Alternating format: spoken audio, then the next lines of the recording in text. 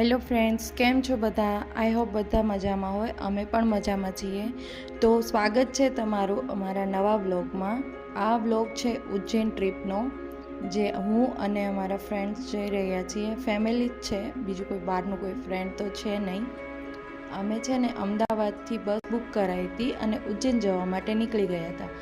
અમે ઉજ્જૈન સવારે 8:30 વાગે પહોંચી અને ત્યાં અમે કોઈ હોટલ સ્ટે નહોતો કર્યો, એટલા માટે કેમ કે હોટલમાં અમને મજા નહોતી આવી 3 જગ્યાએ પણ, એટલે અમે છે ને ત્યાં હોમ સ્ટે કર્યું હતું. તો મેં એમના માટે શૂટ નથી કર્યું. હોમ સ્ટે અમે સવારમાં 8:30 પહોંચી અને હોમ સ્ટે કર્યું. પછી અમે રેડી બધા થયા અને રેડી થઈ અને પછી નાસ્તો કરવા માટે નીકળી ગયા. તો અમે નાસ્તો કરવા માટે અમારા જે ઓટોવાળા ભાઈ હતા ને, જે અમને ઉજ્જૈન દર્શન કરાવવાના હતા આખો દિવસ, તો એમને અમે કીધું હતું કે કોઈ સારી જગ્યા હોય નાસ્તા માટે ત્યાં અમને લઈ જજો. તો એ ભાઈ છે ને અમને અહીંયા લઈ આવ્યા છીએ અને રિયલી અહીંયા નાસ્તો બી બહુ સરસ હતો અને બધાએ શાંતિથી અહીંયા નાસ્તો કર્યો છે. અહીંના પૌવા બહુ ફેમસ છે. પછી અમે 1 કલાક જેવું નાસ્તામાં સ્પેન્ડ કરી અને પછી અમે નીકળી ગયા હતા ફરવા. અમે ફર્સ્ટ ઓફ ઓલ ઉજ્જૈનમાં પહેલાં ઉજ્જૈનની બહારના જે પ્લેસીસ હોય ને એમના દર્શન કર્યા હતા. એટલે અમે આવી ગયા છીએ અત્યારે ગણેશ મંદિર, જ્યાં ગણપતિની સ્થાપના કરેલી છે અને અહીંયા ગણેશ મંદિર ફેમસ છે અને અહીંયા દર્શન કરવું બી બહુ મજા આવે છે. એટલે અમે આવ્યા છીએ ગણેશ મંદિર આવી ગયા છીએ.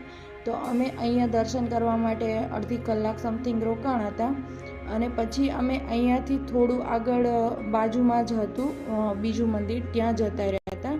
તો ત્યાં હતું શક્તિપીઠ મંદિર, જે ગઢકાલિકા મંદિર કહેવામાં આવે અને એકદમ નજીક હતું.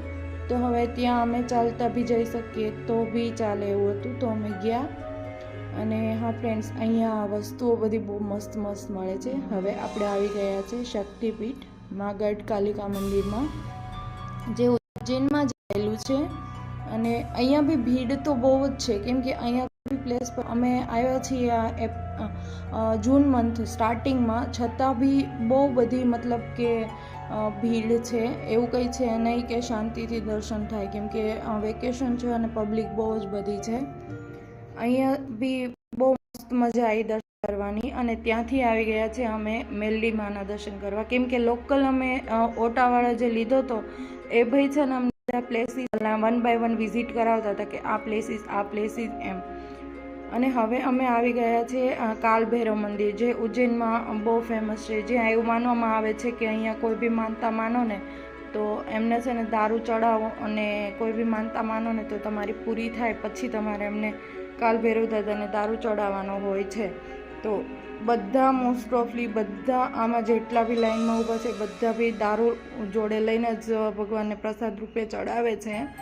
અને અમે અહીંયા આ મિનિમમ 2 થી 3 કલાકની લાઈન પૂરી કર્યા પછી, અને એ ખરા તડકા પછી તમને એમના દર્શન થાય છે અને દર્શન બી બહુ મસ્ત થાય છે. અને લાઈવ એક માણસ તો દારૂ પીવડાવતા જ હોય છે.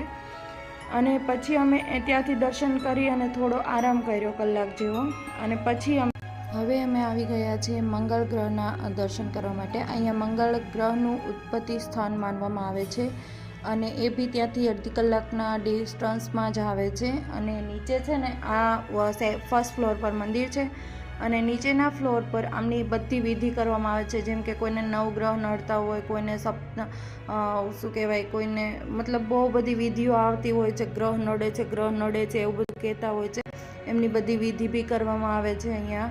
અને અહીંયા પછી ઉપર દર્શન છે અને નીચે આવી બધી વિધિઓ ચાલતી હોય છે અને બધા બેઠા જ હોય છે. આવું બધું અમે ફિનિશ કર્યા મંદિર. અને પછી સાંજના ટાઈમે અમે આવી ગયા હતા હરસિદ્ધિ માતાની આરતી કરવા માટે, જે અહીંયાની ફેમસ છે. અને ફ્રેન્ડ, સાચું કહો તો એટલી મજા આવી ને આરતીમાં કે વાત ના પૂછો એમ. અને પછી અમે હરસિદ્ધિ માતાના દર્શન કર્યા શાંતિથી. ભીડ તો હતી બહુ જ, વાર બી લાગે દર્શન કરવામાં. મિનિમમ કોઈ બી મંદિરે જતા હતા અડધી કલાક પોણી કલાક લાઈનમાં જતી જ રહેતી હતી, પણ એ પછી જે દર્શન થતા હતા ને મજા આવતી હતી.